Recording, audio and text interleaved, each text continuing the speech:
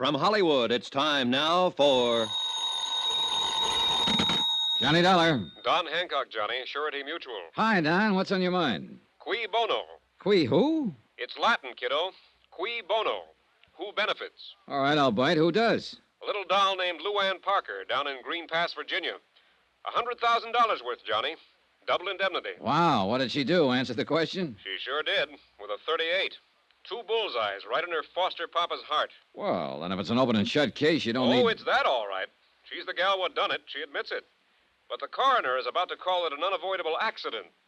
Seems little old Magnolia Blossom thought Papa was a prowler. And what do you think? Just what I said. Cui Bono. So?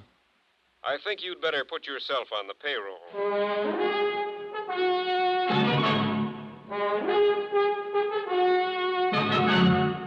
Tonight and every weekday night, Bob Bailey in the transcribed adventures of the man with the action-packed expense account, America's fabulous freelance insurance investigator... Yours truly, Johnny Dollar.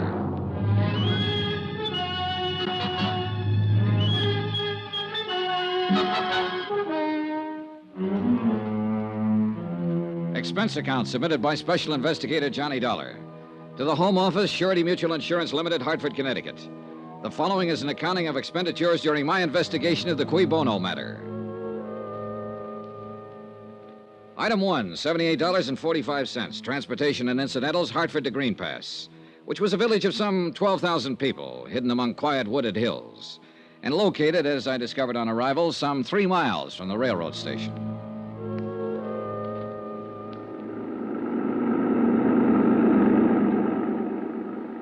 Nice weather we're having. Yeah, it's fine. You from New York? Well, near there, Hartford. Bet you ain't been having weather like this up there. No, it's been pretty cold. You say your name was Dollar? Yeah, Johnny Dollar. I'm Jake Deagley. You here on business? That's right. Well, I wouldn't count on finding much here. Green Pass is what you might call a one-horse town. 1 hotel, 1 bank, 1 taxi, that's me, 1 newspaper. And 1 county attorney. Yep, just 1... Oh, and you've heard about our tragedy, about Dan Parker getting shot. Yeah, that's why I'm here. I'm an investigator for an insurance company. I see. Well, it was a terrible thing. It was... Oh, doggone it, doggone it. If old man Hawley don't fix up them fences, he's going to be short a cow one of these days. That's the 3rd time this week they've been out the road. How did people around here feel about Dan Parker? Was he well-liked? Well, he'd been reelected for 5 straight terms. No personal enemies? Not a one. There ain't a man in Green Pass that... Hey, what difference does it make whether he was well-liked? You know how he was killed, don't you? Yeah, I understand he was shot accidentally by his stepdaughter. That's right. And what difference does it make whether he had any enemies? Well, none, probably. But when an insurance company holds a policy as large as the one they carried on Dan Parker, they want to know the full circumstances surrounding the death. Well, there ain't no mystery about it, Mr. Dollar. That poor girl took him for a burglar and shot him, that's all. And it mighty near broke her up. Say, what about her, Jake? Is she well-liked? Well, let me put it this way. I'm 52 years old. I got a grandson, 17. And we're both in love with Luann Parker. I see. And there's 5,000 other males in Green Pass that feel the same way.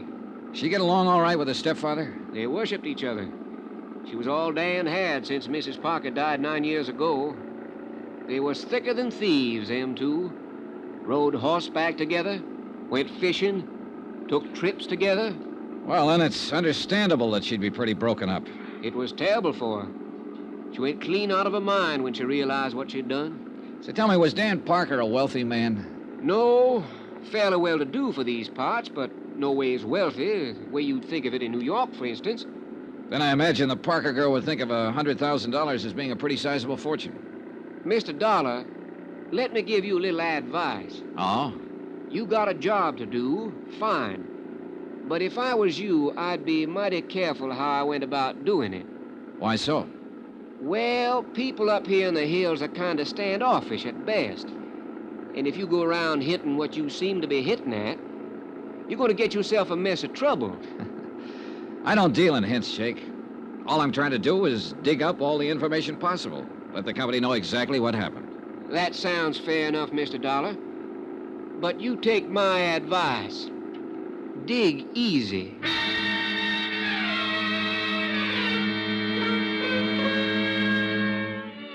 Jake Digley's one-man taxi service dropped me off at the town's one-man hotel. I signed in, left my bags, and did a quick resume of the case which Don Hancock had given me in New York. I tried pumping the hotel proprietor, but when he found out who I was, he frosted up like a mid-julep on a sultry day. But he did tell me I could find the sheriff across the square at the town's one pool room. It turned out to be a one-man place, too. And at the moment, Sheriff Jim Peterson was the one man.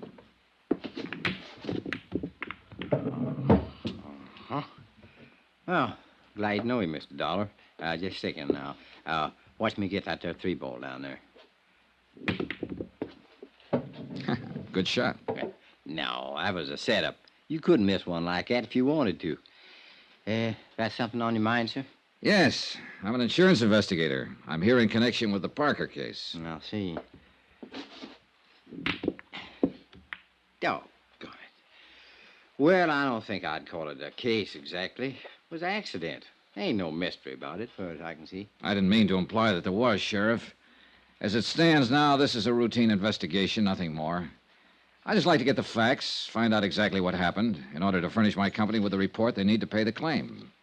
I'd appreciate your cooperation if you've got the time. Ooh, I got the time all right, sir. Yeah, how much you know about it? Well, not much. Dan Parker, as I understand it, was your county attorney here. His stepdaughter, Lou Ann Parker, who is the beneficiary under our policy, mistook him for a prowler, shot him, and killed him. Well, that's about it. Well, the thing happened 3 nights ago. Dan been up to Richmond on business. He come back in on the midnight train. He walked down from the station. Walked 3 miles at that time of night? Well, it's a little over 2 to his place. It's outside of town a ways. Well, that's still quite a walk. Why didn't he call this taxi driver, Jake Digley? Yeah, well, he probably did try to, but Jake wasn't expecting any business, so he took a night off. He was out at Happy Hollow. See, that's a kind of a roadhouse about 5 miles up the highway. Does Dan's daughter have a car? Yeah, she does. But I figure he didn't want to bother her at that time of night. See, he wasn't due in till the next afternoon. But it appears like he finished up his business and decided to come on back at night without letting Lou Ann know or anybody else. Now, let me see here. Was he in the habit of coming back unexpectedly from trips? No, I wouldn't say he was. Well, go on. Huh? Oh, well, Dan didn't take many trips. And when he did, he most always made arrangements with Jake or Lou Ann to meet him at the station. I see. So, anyway, walked home that night, and he took a shortcut through the lane and come on in the back way across the terrace. And right there was his fatal act. Oh, what do you mean? He bumped against the lawn chair. And the sound woke up Lou Ann.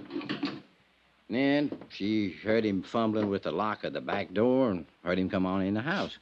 She took a .38 pistol from a drawer of her night table and went to the head of the stairs. When she heard him start up, she fired twice and killed him. Mm-hmm. Were there any lights on in the house? No, she was afraid to turn on any light. And I reckon Dan was trying to keep from waking her up. 2 shots, 2 bullets in the heart, firing down a stairway in pitch darkness. That's pretty good shooting, Sheriff. Oh, well, she can outshoot me, Mr. Dollar. And I'm known as one of the best in these here parts. Who taught her? Well, Dan taught her himself. He figured a girl ought to be able to protect herself. So tell me something, Sheriff. Did she have any reason to think it might be a prowler? Have you had any trouble of that kind around town? Oh, 3 weeks ago, there was a house broke into over on the south side, and twice since then, Dan called me in the night to come out and take a look around his place. Oh, why? Well, seems Lou Ann thought she heard somebody trying to break in. And did you find anybody? Nope. Was Lou Ann alone in the house the night of the shooting? Well, Mary Jackson was there. Who, Well, she'd been housekeeper for the Parkers for the last 15 years. What's her version? Same as I told you. She heard the shots, saw the lights in the hall come on, and heard Lou Ann scream, "Father." How did the girl and her father get along? Well, it couldn't have been any closer. She pretty broke up about it.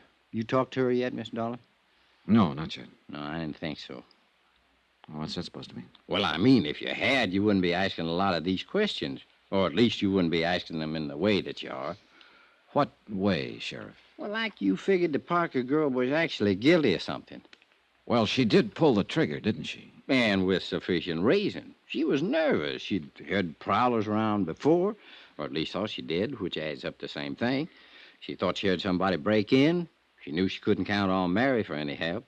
She had a gun, knew how to use it, so she got up her courage and done a natural and normal thing. She used it. And she'll regret her mistake the rest of her life. Yeah. That's the way the picture seems to work out. At the moment, at least. You got any reason to doubt it? I get paid to doubt things, Sheriff, until I satisfy myself that there's no reason to doubt them. And that's all I'm trying to do. It's all the insurance company expects me to do. I'm not out to pin anything on this girl or to get out of paying her claim, provided it's legitimate. It is. Well, then she's got nothing to worry about. If the thing happened as you just told me it did, then I have as much sympathy for her as you do. It'll be a pretty rough memory to live with. I just want to be sure, that's all. All right, Miss Dollar. You look around. You talk to people. Ask any questions you have a mind to, but you're going to come out right back where you started at. You're probably right. Dan and me'd been friends for years. Good friends. Now, if I thought there was the slightest doubt about this, I would be the first one to kick up a fuss and go after the truth. Even if the evidence pointed toward Luann Parker? No matter where it pointed to. Well, now, look, I want to talk to the housekeeper and to Miss Parker herself, and I'd like to attend the coroner's inquest if you don't mind. No, I don't mind, but you're a little late. Huh? It was held this morning. What was the verdict? Death by misadventure, unavoidable accident, with no recommendation for prosecution. I see. Would it be possible for me to see a copy of the transcript? It would. I'll ring the coroner and tell him to expect you. But let me give you a little piece of advice, Mr. Dollar. All right. Folks in these here parts love that girl. So when you start walking around asking questions, walk easy.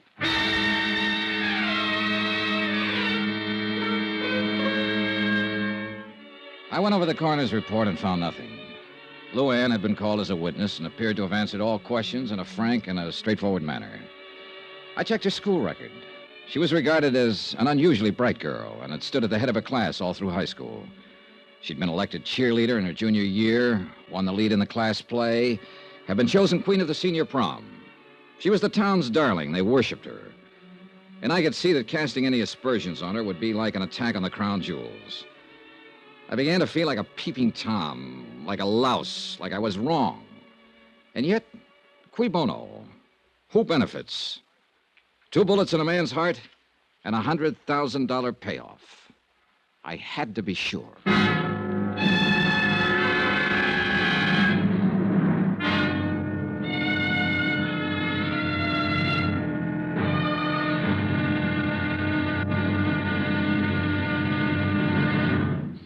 Now, here's our star to tell you about tomorrow's intriguing episode of this week's story. Tomorrow, beauty is as beauty does, and an idol is found to be made of flesh and blood.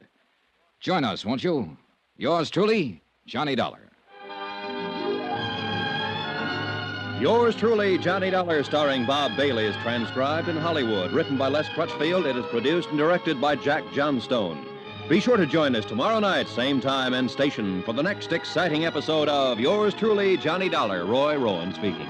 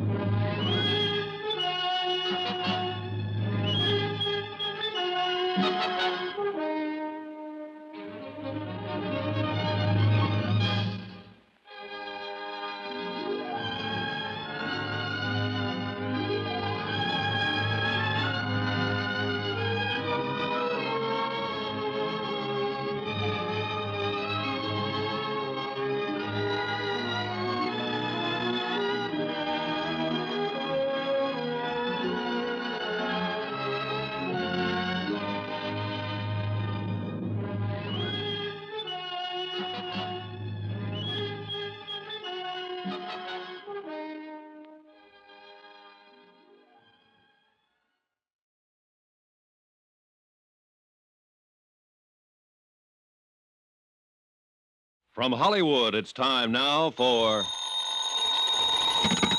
Johnny Dollar. Tom Bates, Mr. Dollar. Tom. I'm acting county attorney since Dan Parker's death. Oh, yes, I was looking for you earlier. So Sheriff Peterson said. What was it you wanted to see me about? Didn't Peterson tell you why I'm in town? Yes, of course. You're an insurance investigator. You're here in connection with Parker's accident. Accident, did you say? I thought the sheriff straightened you out on that. He tried his best. Well, I'm afraid I can't tell you any Mr. more. Bates, are you in your office at the moment?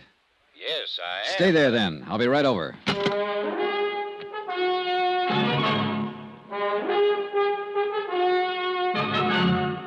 Tonight and every weekday night, Bob Bailey in the transcribed adventures of the man with the action-packed expense account, America's fabulous freelance insurance investigator. Yours truly, Johnny Dollar.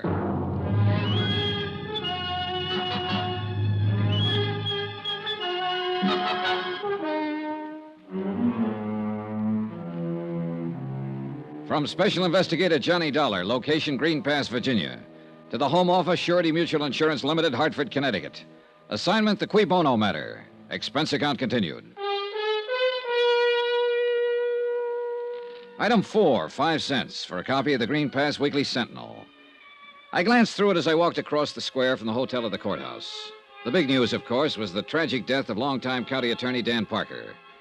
And 2 columns of the editorial page were devoted to eulogy and sympathy for the dead man's adopted daughter, Luann, who had mistaken her father for a prowler and shot him to death with his own gun. But neither the editorial nor the front page mentioned the fact that Luann, because of her mistake, stood to collect $100,000 worth of insurance. Come in. Are you Tom Bates? That's right. My name is Dollar. I just talked to you on the phone. And I told you I had nothing to say. Mind if I sit down? Now, look here. You look, Mr. Bates. I've been in the business of insurance investigation for quite a while. And I probably know the legal rules and responsibilities of your office about as well as you do. Get out, Dollar. Well, for 2 cents, that's exactly what I'd do. And if I did, you'd find yourself in a real tight spot. What are you talking about? The company would have a battery of high-powered legal eagles in town by 8 o'clock tomorrow morning. And they'd have a subpoena, a restraining order, an order to show cause so quick it'd make your eyes bug out. And that's where it would start to get embarrassing, Mr. Bates. When you tried to explain to the court why you were withholding evidence and refusing to cooperate. What do you mean, refusing to cooperate? I haven't refused a thing. It sounded that way to me. I don't care how it sounded.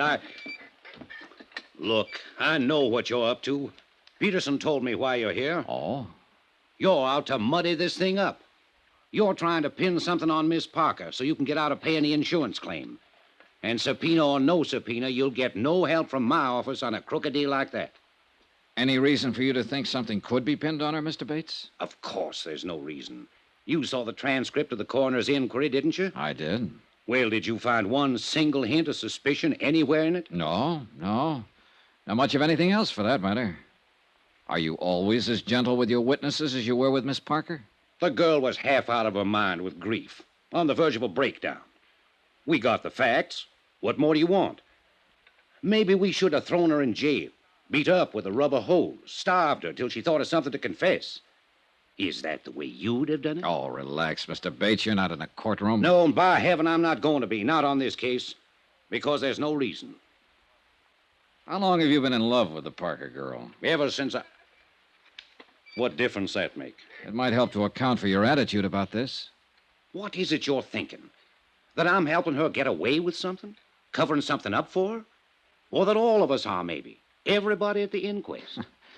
Well, it wouldn't surprise me too much, the way this whole town gets up on its high horse the minute you ask a simple question about the girl. Well, what do you expect when you go around insinuating Insinuating nothing, Mr. Bates. I haven't accused Miss Parker of a thing. I have no reason to.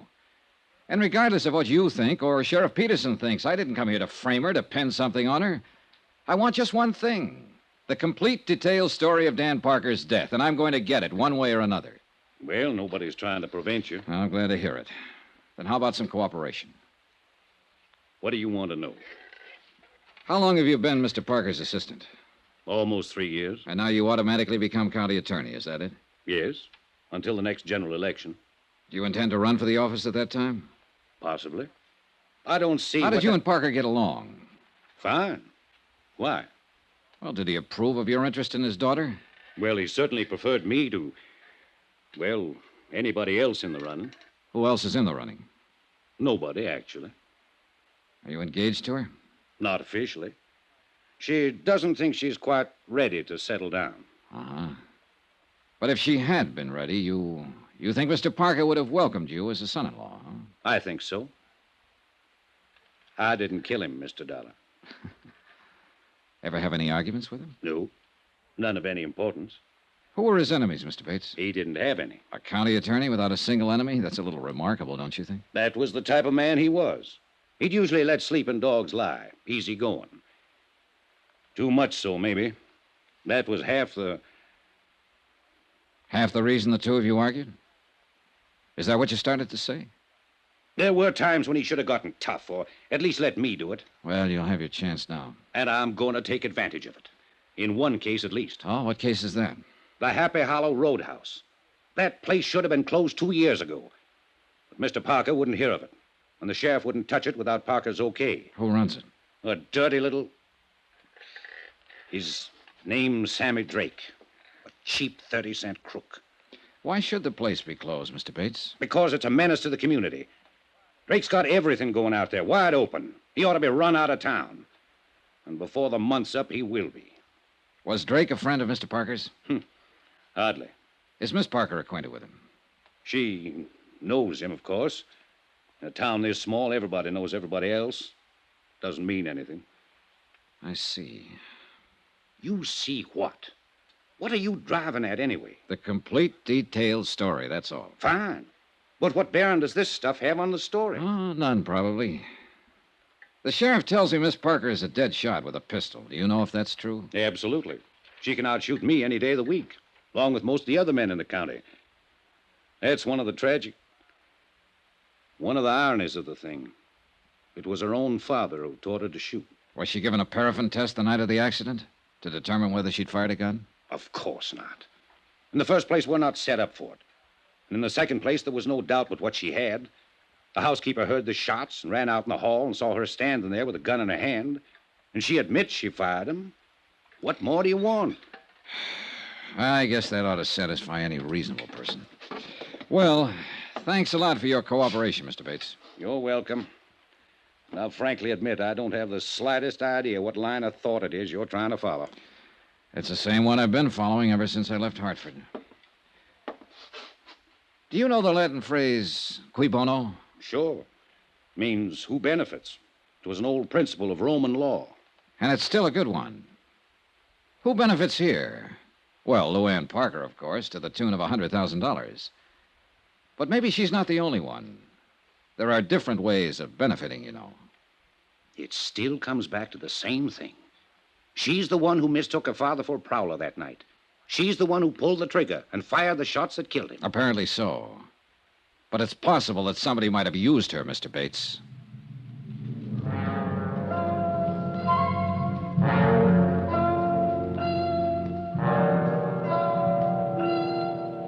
Expense account, item 5, $6 even. Flat rate payment to Jake Deagley for a couple of hours' use of his battered old taxi. I stopped at the telephone office and I talked with the supervisor. I talked with the editor of the local paper and with a waitress who'd gone to school with Luann Parker, with a boy in a service station who dated her in high school. And all of their remarks fit the same picture. A sweet, fresh, all-American girl with an adored father who'd showered her with gifts and attention. And now her own personal tragedy was the town's public one, and they all wept for her. Not a fact out of line. So finally I decided I'd filled in the background enough for the moment, and it was high time I met the little princess face to face.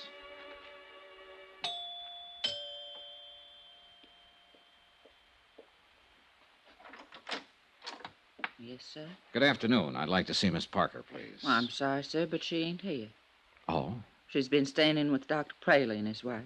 Seems like she just couldn't face this place after what happened here. Are you the housekeeper, Mary Jackson? That's right, sir. Well, I'd like to talk to you too, Mary, if you don't mind. What about, sir? Just a routine question or two. I'm with the insurance company that carries the policy on Mr. Parker's life. Well, I don't think I ought to go around talking Well, it's quite all about... right. Sheriff Peterson and Tom Bates are both cooperating with me, so you can be sure there's nothing wrong about it. Well, if them two say it's all right... They do. Then I reckon it is. Won't you come in, sir?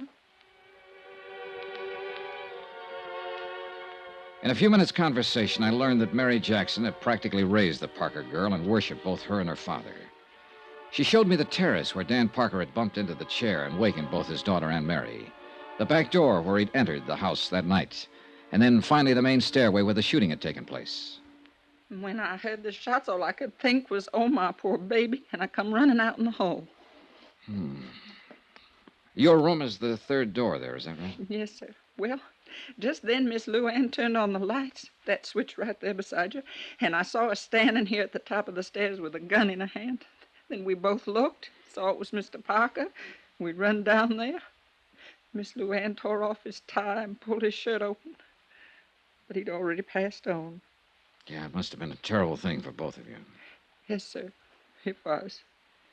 Mr. Parker seems to have been a very generous man, especially with his daughter.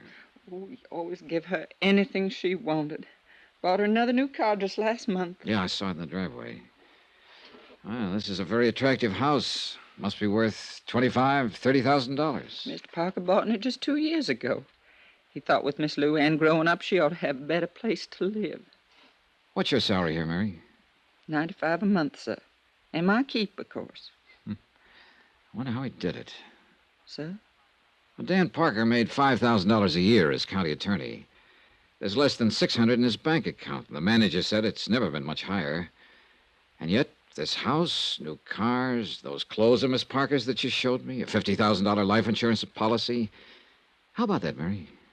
I don't know nothing about it, sir. And still, with all this, they were always quarreling. How'd you find that out? Why, Mary? What did they quarrel about? Well, it's only been the last 6 months, and it wasn't her fault. It wasn't like her. It was that Sammy that put those ideas in her head. Sammy Drake, the fellow who owns the Happy Hollow? And she was a restless one with nothing to do, and he took advantage of it. Filled her head full of crazy notions. I know it was him. What crazy notions, Mary? Oh, going off to New York, getting on the stage, or dancing in some nightclub. It's the only thing Mr. Parker ever refused her. But he sure put his foot down on that. He said the only way she'd do it'd be over his dead body. Oh, sir. Thanks, Mary. You've been a lot of help.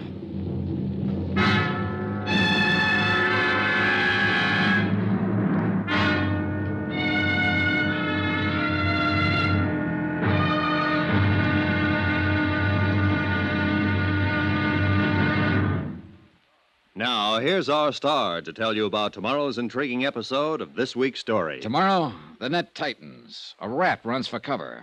Then the whole thing blows wide open. Join us, won't you? Yours truly, Johnny Dollar.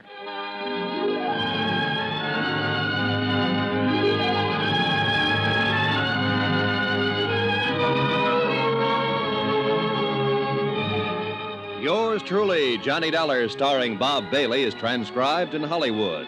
Written by Les Crutchfield, it is produced and directed by Jack Johnstone. Be sure to join us tomorrow night, same time and station, for the next exciting episode of Yours truly, Johnny Dollar. Roy Rowan speaking.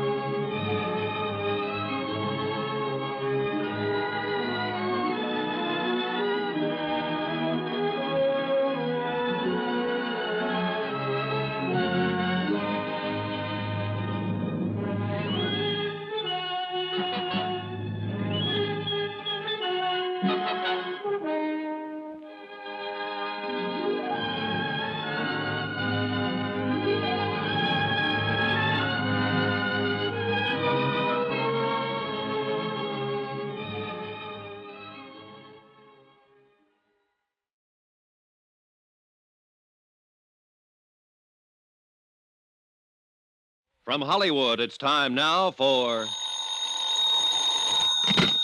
Johnny Dollar. This is Tom Bates. Oh, how are you?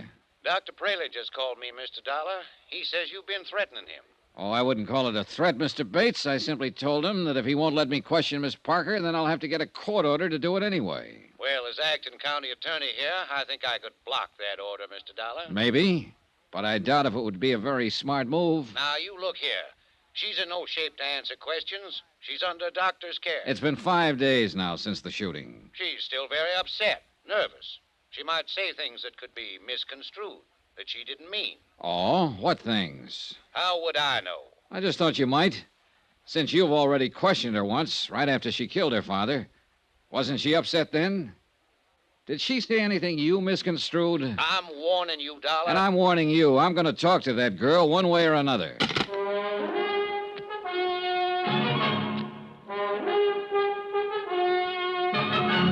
Tonight and every weekday night, Bob Bailey in the transcribed adventures of the man with the action-packed expense account, America's fabulous freelance insurance investigator. Yours truly, Johnny Dollar.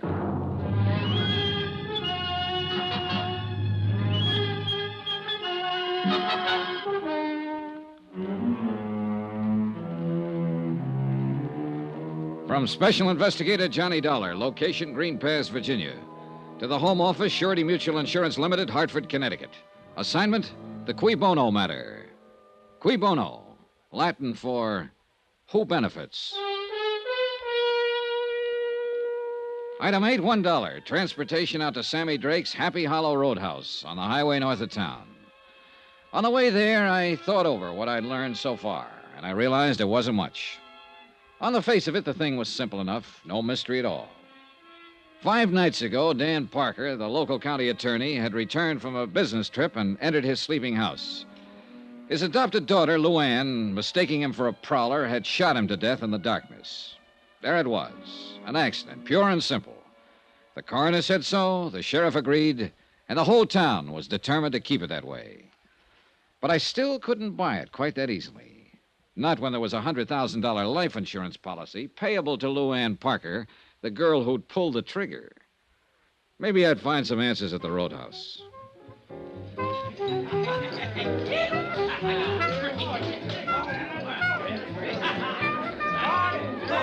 The Happy Hollow was like 1,000 other places of its kind. A neon-lighted barn set 50 yards off the road. Inside, a jukebox, a raucous bar, and a scattering of tables around a splintery dance floor. Saturday nights, a 4-piece band. Probably a game or two going on in the back room, and whatever else the local sports might demand. It was early yet, and the joint hadn't started to jump. What's the word, Mac? Save your money and buy booze. Yeah, man. Out of towner, huh? Depends on which town.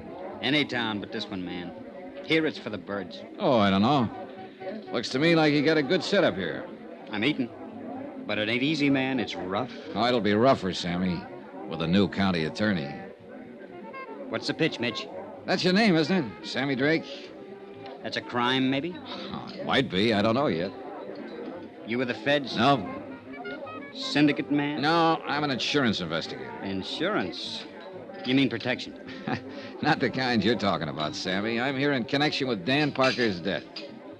You mean you're legit? That's right. Well, tie me up and mail me off. I thought you were somebody putting a bite on me. I am.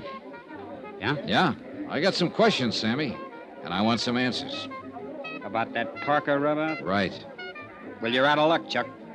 I don't know nothing from nothing about nothing. See what I mean? I got reason to think different. How so? Somebody been passing the word? Maybe. 2 get you 5. It was that Bates character. Am I in? I couldn't say. Sure it was. The new county attorney. He's got a big deal now. And he'd give his left eyeball to put the finger on me. Why so? Why has he got it in for you, Sammy? Because he thinks his doll has been... You mean the Parker girl? I forget.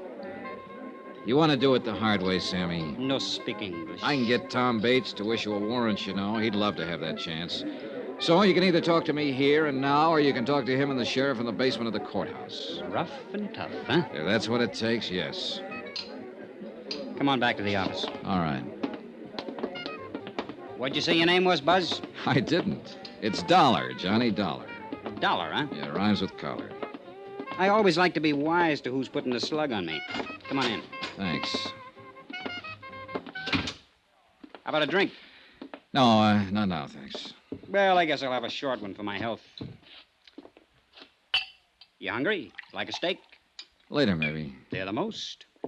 This is a crummy joint, strictly for the sticks, but the food's good. Well, here's a go. Yeah. Maybe you think I'm trying to stall. I know you are, Sammy. No, not really. Not now, anyway. Because when I stop and think about it, I can't see where I got anything to worry about. You see what I mean? You haven't, unless you had something to do with Dan Parker's death. Now, let's relax, Max. The way I get the word, nobody had anything to do with it except that doll. Could be. Could be nothing. Did she blast him or didn't she? Apparently she did. Thought he was a burglar. That's a rich one. And she's halfway right at that. Meaning? Look, Dollar, I'm on a level with you. If you got any idea that I wanted Dan Parker knocked off, you're way out there. You want to know why? I can probably guess. I'll tell you why. He was my fix in this town. 3 years I've had this place open, and I've never been touched. So why would I want to put myself out of business? Oh. How much was the payoff? $1.50 a month. Maybe you figured you could make a better deal with somebody else. Yeah? Who? Not with that stuffed shirt Bates. He's just been itching to get at me.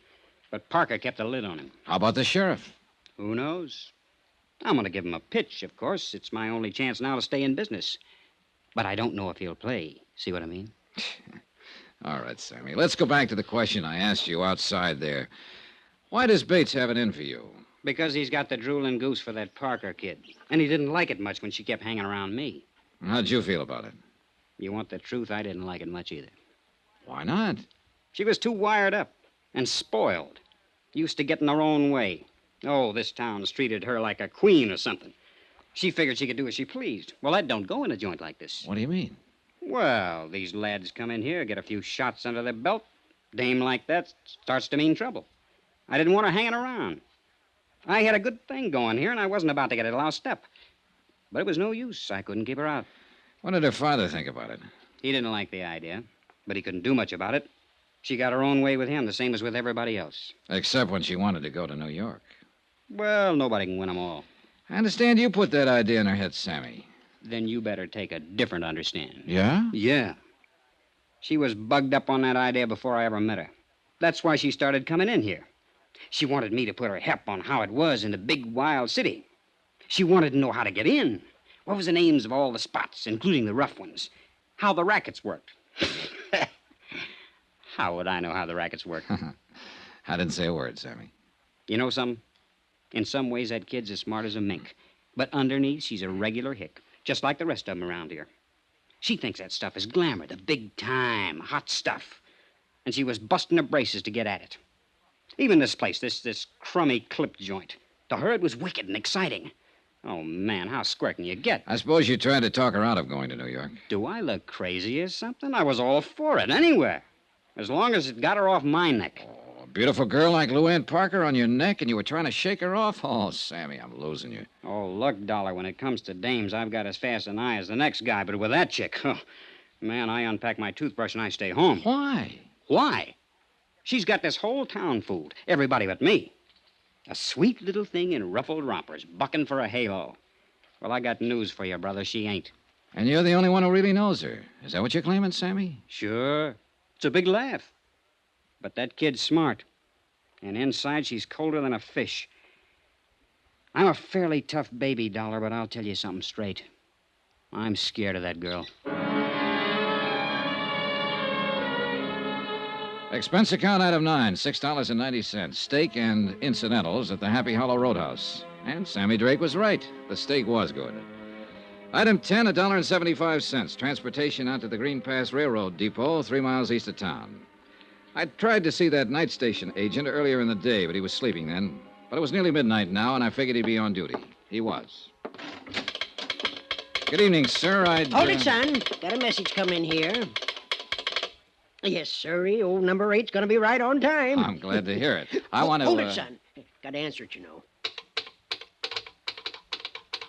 Mighty important business getting these here trains through. Yes, I imagine it is. Hold it! Yes, sir. Right on time. Be here in about 2 minutes now. Well, son, what's on your mind? I wondered if you were on duty the night Dan Parker got back in from Richmond. The night he was killed. Oh, yes, indeedy. You must be that fella Sheriff Jim Peterson was telling me about. That fella from the insurance company. Yes, that's right. Well, then I guess it's all right to talk to you. Leastwise, that's what Jim said. Nice of him. It's a mighty terrible thing. A downright tragedy for that poor motherless girl. Making a mistake like that, shooting her own father. Yeah, rough deal. Did you notice Mr. Parker when he got off the train that night? Why, of course I did. I always notice anybody getting off. It's part of my job, son. Yeah, well, It was right about this same time of night. He come in on number 8, the same one that's due in now. Did you talk with him? Of course I talked with him. I know Dan Parker since we was both pups. he said, "Hi, Willie." And I said, "Fine." And he said, "How's the family?" And I said, "Fine." And he said, "Well, we talked. We had to talk more, too, but there's some fellow with him." Oh, Well, I didn't know that. I reckon it was just some passenger he'd struck up the time of day with. Dan was all... There. You hear that, son? She's a-coming across the Briar Creek Bridge right now, right on time, Well, too. look, what happened to this stranger? Did he and Dan Parker leave the station together? Oh, no. No, they just talked while the engine was taking on water. The fella got back on the train before it pulled out. He's just going through. Did you hear what they were talking about? No, can't say that it did, son. Most likely didn't amount to nothing, though. No, I suppose not. By golly, I did hear one thing. Oh, what? Just when the train was starting up, the fella leaned out and yelled, "Thanks a lot, I'll be seeing you." Dan just grinned, waved back, and went on down the platform to the telephone booth. You don't know what he meant by that remark. Oh, nothing, more than likely. Just one of them things you say, you know. But that's life for you, because he won't be seeing him after all. See, she's coming around the bend there, son. I gotta get the mail sack out. You got any more questions, you're gonna have to ask him on a run. The mail's got to get through. Oh, I wouldn't think of stopping it. Hey, look, you said Dan Parker made a call from that telephone booth over there. You know who he talked to? Nobody, son. What do you mean? Why, he come back and said get a busy signal. I guess he'd have to walk home. And that's what he done. That was his mistake. That was one of them anyway. And you got any more questions, I reckon they'll have to wait. I haven't got any more. How's that, son? I said thanks a lot. What for? Well, there you got me. I don't know.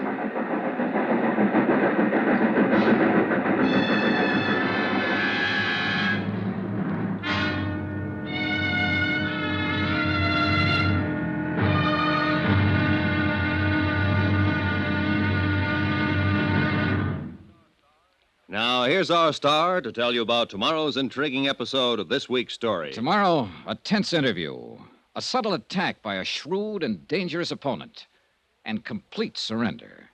Join us, won't you? Yours truly, Johnny Dollar.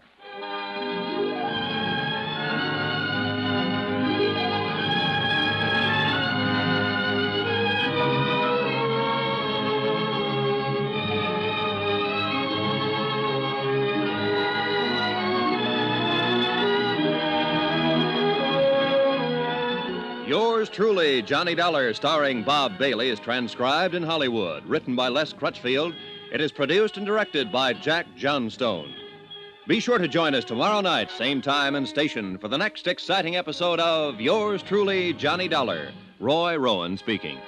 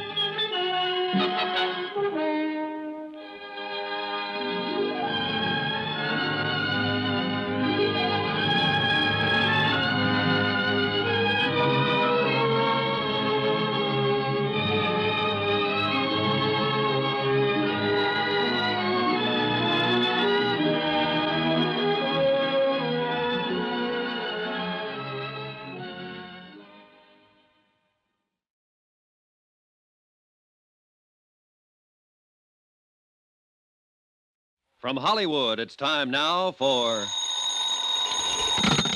Johnny Dollar. Tom Bates, Mr. Dollar. Oh, good morning, Mr. Bates. There's nothing like starting the day with a good fight. That is not my intention at all. Good. I was beginning to think you went around in a permanent state of belligerency. Only when I see a so-called insurance investigator out to frame an innocent girl. Anybody I know? Look, Dollar, will you be available at 2 this afternoon to interview Miss Parker? I've been available for 2 days. She's the one who hasn't been. She was in no condition to see anyone. However, Dr. Praley is releasing her in an hour, and she's going on home. All right. Tell her I'll see her at 2. It won't be necessary to tell her. You'll go out there with me, and you'll talk to her in my presence. Like that, huh? You can take it or leave it. Oh, I'll take it, Mr. Bates. And you know something? I think I'll still be able to tag her.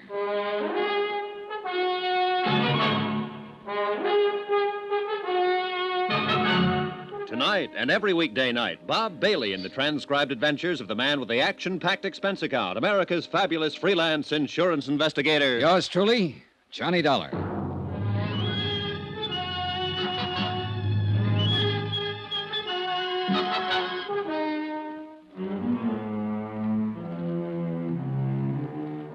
From Special Investigator Johnny Dollar, location Green Pass, Virginia, to the Home Office, Surety Mutual Insurance Limited, Hartford, Connecticut. Assignment, the Cui Bono matter. Expense account continued. Item 12, $1.80 for a late and leisurely breakfast in the hotel coffee shop. Leisurely because I had nothing to do but kill time. I'd covered every possible lead I could think of, and the result, 0.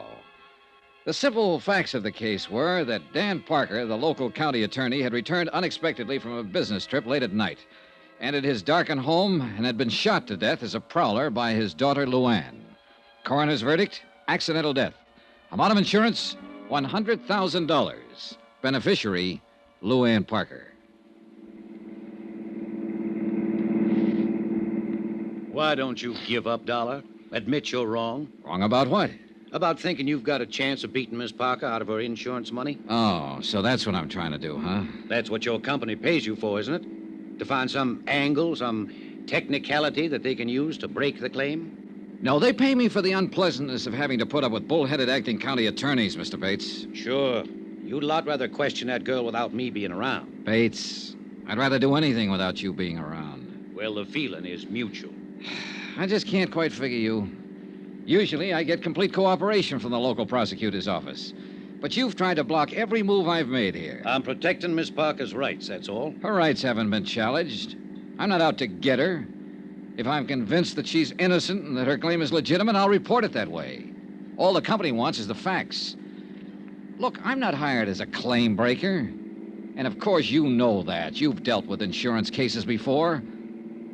So I wonder what the real reason is for your attitude. Suppose you tell me.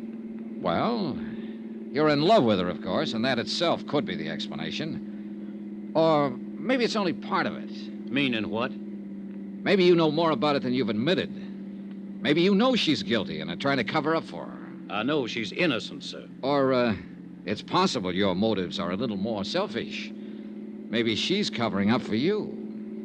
What do you mean by that? It's that old Latin phrase, cui bono, who benefits? Who gains through Parker's death? His daughter does. Of course, she gets the insurance. But so do you, Bates. In what way? Well, you got Parker's job, didn't you? And along with it, the chance to run Sammy Drake out of town without Parker stopping you. And in the long run, if Luann marries you, you'll get a good part of the insurance. Are you accusing me of murder? No, just speculating. But it's an interesting possibility. Don't you think so?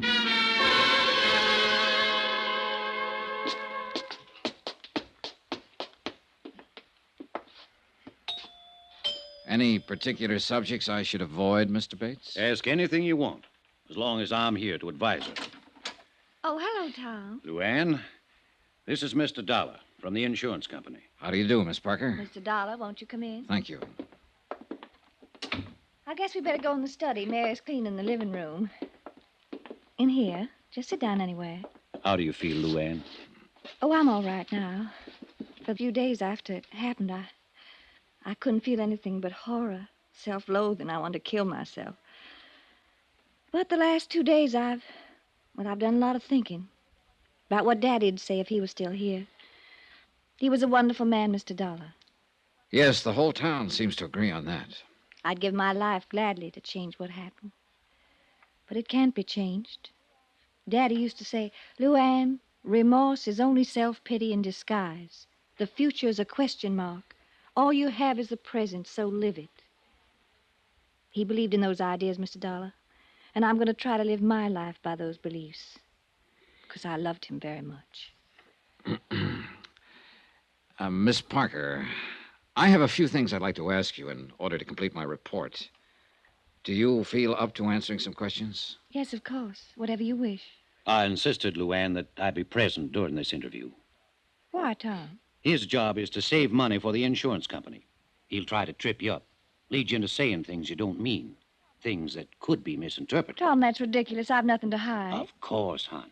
But he'll make it seem as if you do. I'd say you're making it seem that way, and for no more reason than just a silly kind of suspicion. Luann. Mr. Dollar, would you rather talk to me alone? I think it would work out a little better that way. Tom, it's been nice to see you. I'm not leaving. Yes, you are leaving. Right now. Honey, you don't... I said now. All right, Dollar. I guess you will. Phone me later, Tom. Sure, Luann. He's nice. He means well, but sometimes he can be an awful idiot. Oh, his actions are fairly normal for a man in love. Or one who thinks he's in love. It usually adds up to the same thing. Cigarette, Miss Parker? Oh, thank you. Well, what is it you'd like to know, Mr. Dollar? First, let me tell you a few things. I've talked to quite a number of people during the last 2 days. They all worship you. In fact, only one person in the whole town said anything against you. And he's a man whose word on anything would be a little questionable. Sammy Drake, I suppose. Yes. Well, I don't know what he said, but I imagine he thought he was being honest. You see, Sammy's never understood me at all, and I guess I have given him a kind of a bad time. How do you mean? By pretending to take him seriously. Most people seem to think of me as a child, Mr. Dollar, but actually in my attitudes and awareness, I'm quite a lot older than my age. Of course. And I saw right through Sammy the first time I met him. He's just a silly little would-be tough, but he likes to think of himself as a smooth, wicked mobster type. So I pretended to go along with it, even put on an act of my own in return. And what do you think happened? You had another Tom Bates situation on your hands. Sure. Sammy took me seriously. Well, I didn't want any part of that, so of course I ran for cover. And he has never forgiven me. Well, I guess you can stand having one detractor, Miss Parker. You got a big team on your side. I like people. I guess that's why they usually like me. I've had a wonderful life, Mr. Dollar. And I'm very grateful, especially to Daddy. He did everything possible to make me happy. I think if I'd asked for the moon, he'd have tried to get it for me. There was one thing, though, that I understand you disagreed on. You mean my wanting to go to New York? That's right. I guess the only arguments we ever had was over that. If I'd only known how short a time he was going to be with me, well, it didn't matter that much. I felt I was right, that the only reason he was against the idea is because he still thought of me as a child. Parents usually do that. I know. And it just didn't matter enough to hurt him when he had so little time. But you can't go back. I wonder if you would try to go back for just a moment, Miss Parker, and tell me in your own words just what did happen that night. Well, Daddy had gone to Richmond on business. None of us expected him back that night. All right, go on. Well, Mary, she's our housekeeper. She went to bed early. I read till about 11, then I went to bed. And shortly after midnight, something woke me, a noise down on the terrace. I looked down from my window, and I saw sort of a dark shape slip across the terrace toward the back of the house. I was scared stiff. I'd heard prowlers outside twice before during the past month. Yes, the sheriff told me you did. Yes, well, I realized it was up to me because Mary would have just gone to pieces if I'd waked her. All I could think of was getting to the phone down at the bottom of the stairs. When I started out of my room, I could hear somebody fooling with the lock on the back door. And that's when I thought of the gun. Where was it? In the drawer of the night table beside my bed. Daddy'd put it there himself after the night I heard the prowler, but I'd almost forgotten it. All right. Then what did you do? Well, I took the gun. I went back out into the upstairs hall. All I had in mind even then was to go downstairs and get that phone. But when I reached the stairway, I heard someone moving down below, and I realized that whoever it was had already got in the house, that they were starting up the stairs. And I could see just a vague blur, dark shape against the shadows. I was petrified. I remember thinking he's probably got a gun. And without even stopping to consider, I fired twice down the stairway. Yes, Miss Parker? I heard him fall. I knew I'd hit him. Mary screamed and came running out of her room. I found the switch and I turned on the lights. And then I saw what I'd done. It was Daddy. I'm sorry, Miss Parker. And I'm sorry it's necessary for you to go back over this. I'll be all right. There was one thing that wasn't brought up at the inquest. Your father apparently tried to make a phone call from the railroad station that night, and he told the agent all he was getting was a busy signal. Could he have been trying to call here? I don't know. I didn't know about it. Would he be likely to call you, coming in unexpectedly that way? Oh, he'd be more likely to call Jake Digley. Jake runs a taxi service here. Yes, I met him. Well, he might have tried that. But Jake was out at Sammy's place that night. Well, the reason I say that is because Daddy would have known that our phone is usually off the hook at night. Was it off that night? Well, I don't remember. Maybe Mary knows. One or the other of us was always taking it off because we had to go clear downstairs to answer it. Yes, Miss Luann? Oh, Mary, the night Daddy was killed, do you remember whether the phone was off the hook or not? Yes, Miss Luann, it was. I remember when I picked it up to phone the doctor. Well, I ain't sure if you left it off that night or I did, but it was off all right. Thank you, Mary. Yes. Well, Mr. Dollar, what other questions do you have? None, as a matter of fact. I did have several more, but you've already answered them indirectly. Thanks for cooperating. You're quite a girl, Miss Parker. Oh, yes, I'm quite a girl. A girl who killed her own father. Goodbye, Mr. Dollar. I meant exactly what I said to her. One way or another, she was quite a girl. Either she was one of the sweetest, bravest, and most honest kids I'd ever met, or she was one of the smartest, coolest little murderesses who ever walked the face of the earth. And I was very much afraid that I'd never be quite sure which.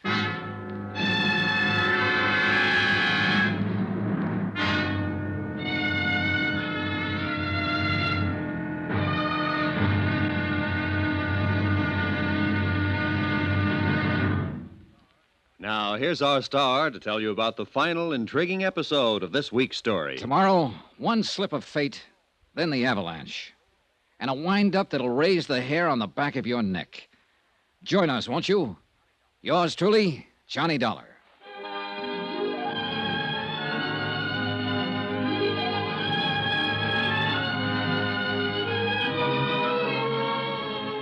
Yours truly, Johnny Dollar, starring Bob Bailey, is transcribed in Hollywood. Written by Les Crutchfield, it is produced and directed by Jack Johnstone.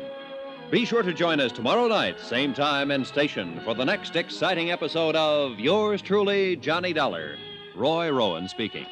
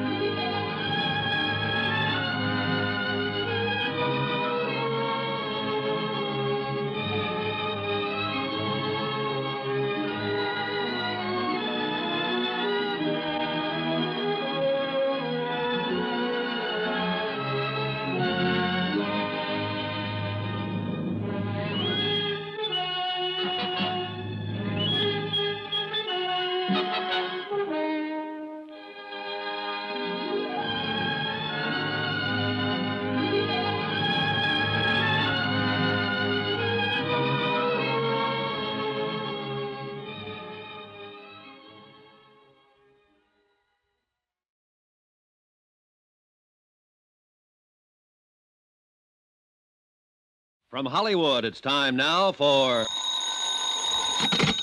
Johnny Dollar. Jim Peterson, Mr. Dollar. Oh, hiya, Sheriff. I understand you talked with Miss Parker this afternoon. That's right, I did. Well, what do you think now? I think I'm going back to Hartford the first thing in the morning. So you finally decided the girl is innocent. I don't know, Sheriff. And I probably never will know. I'm just finishing up my report now. I'll send you a copy of it. Well, I'll be mighty interested in seeing it. On the basis of my investigation, I'm sure the company will pay her claim without question whenever she's ready to file. I'm beat, hands down, and there's no use denying it. Well, you can't win every time, Mr. Dollar. It's not that, Sheriff. But this is the first time I've ever had to end a report with a question mark.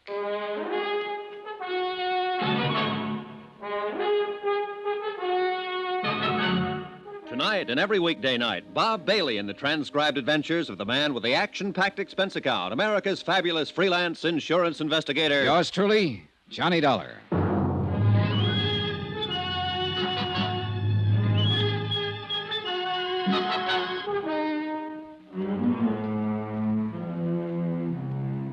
From Special Investigator Johnny Dollar, location Green Pass, Virginia, To the Home Office, Surety Mutual Insurance Limited, Hartford, Connecticut. Assignment, the Cui Bono matter. Expense account, final page. Item 14, 50 cents. Notary fee on a 20-page report. A report that covered everything and told nothing. But it was the best I could do. I had no more leads, no new ideas. The bare facts of the case still stood. Dan Parker had returned unexpectedly from a trip, entered his darkened home late at night, and had been shot to death as a prowler by his daughter, Luann.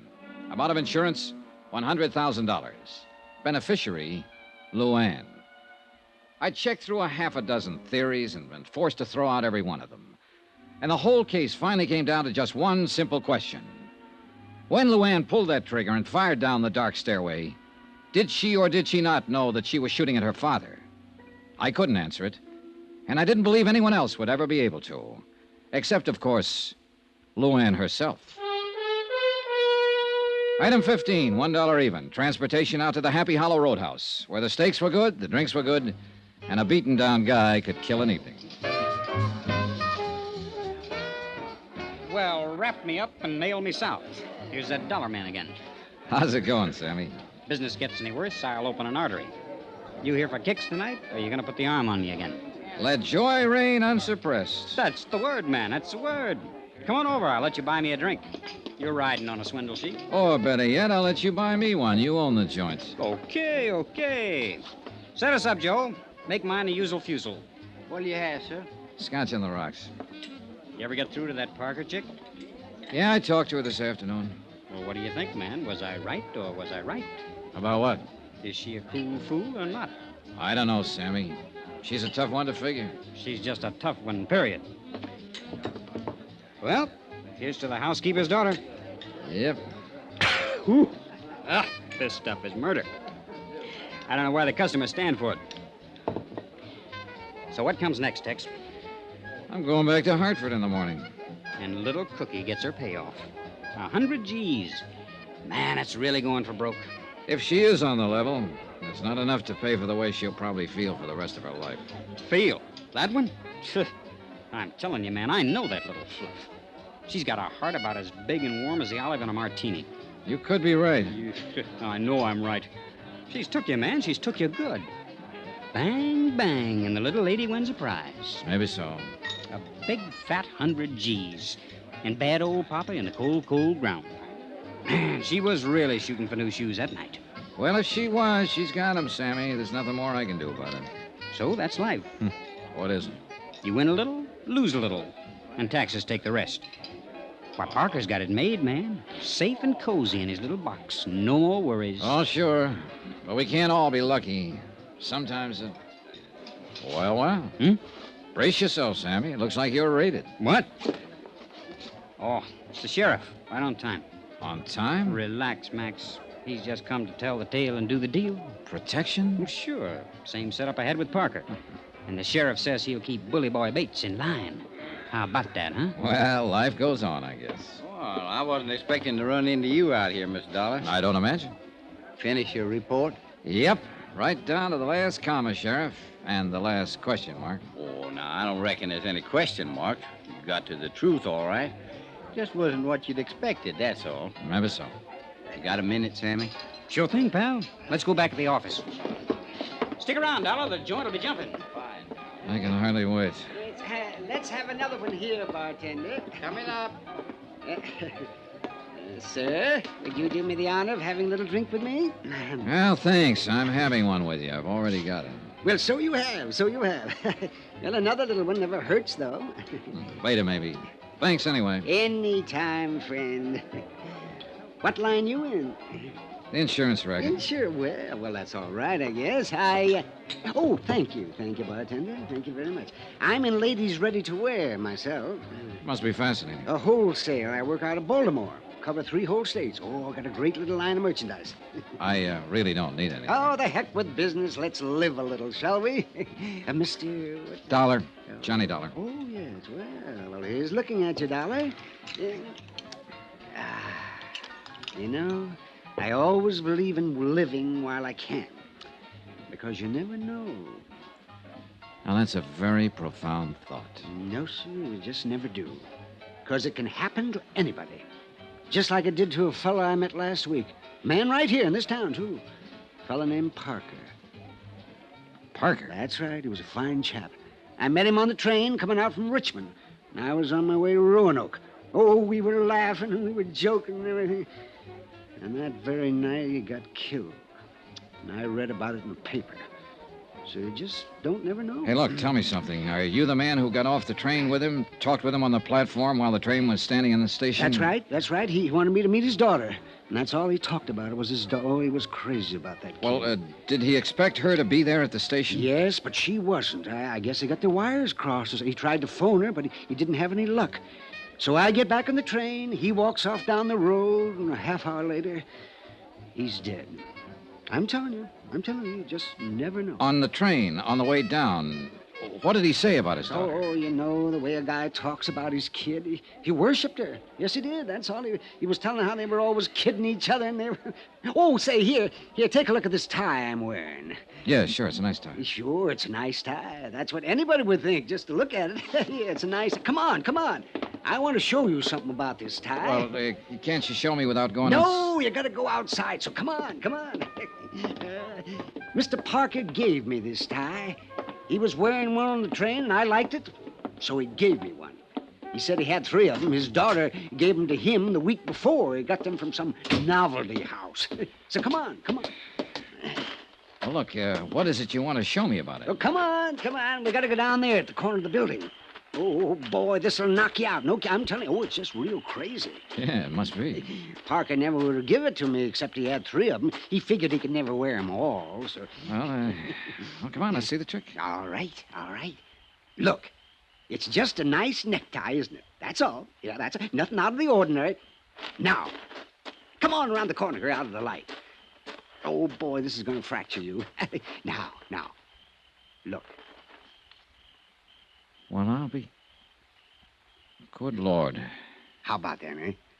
Is it crazy? That daughter of Parker's really must be something, huh? Yeah, she is. Can you imagine a kid thinking up an idea like that? Can you? Giving her dad a necktie that glows in the dark.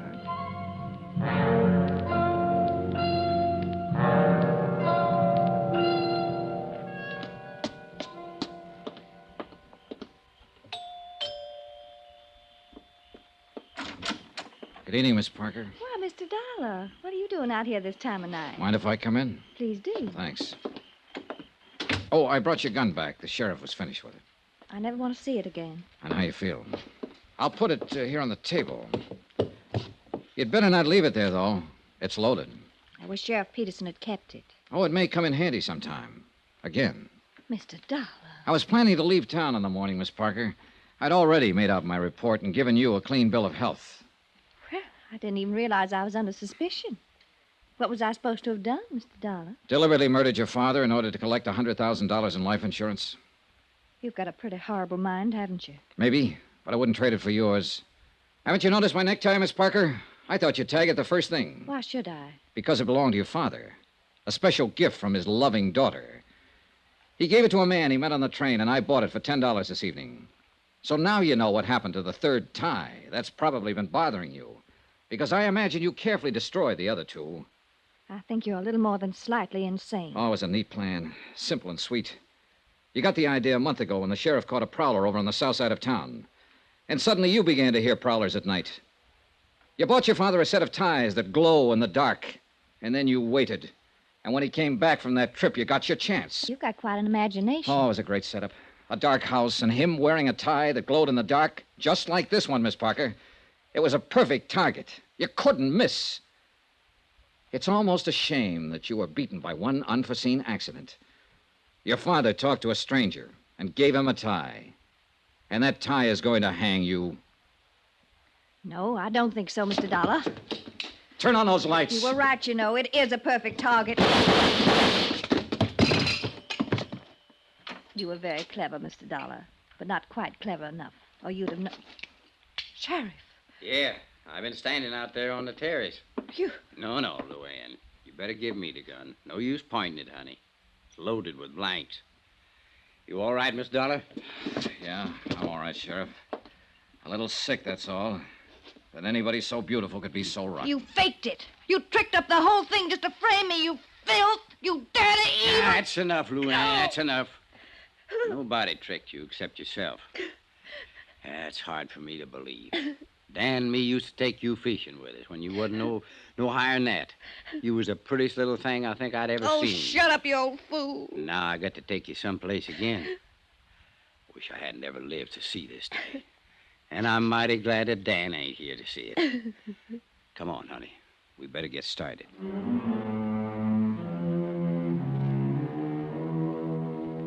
Expense account item 16, $148.30. Hotel and incidentals in Green Pass and transportation back to Hartford. Expense account total, $382.65. End of account, end of report. Remarks. When you gave me this assignment, Don, you asked a question, a phrase in Latin. Cui Bono? Who benefits? So here's your answer. Nobody. Yours truly, Johnny Dollar.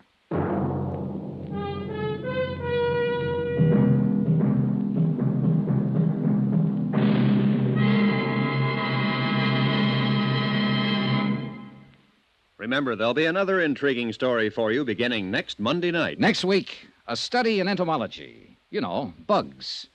And this one's the deadly variety, a firebug. Join us, won't you? Yours truly, Johnny Dollar.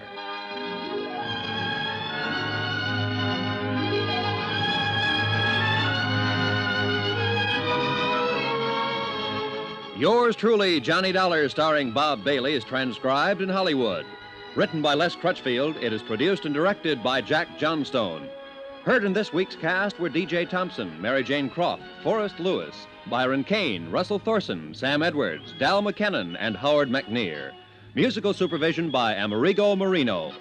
Be sure to join us on Monday night, same time and station, for another exciting story of yours truly, Johnny Dollar. This is Roy Rowan speaking.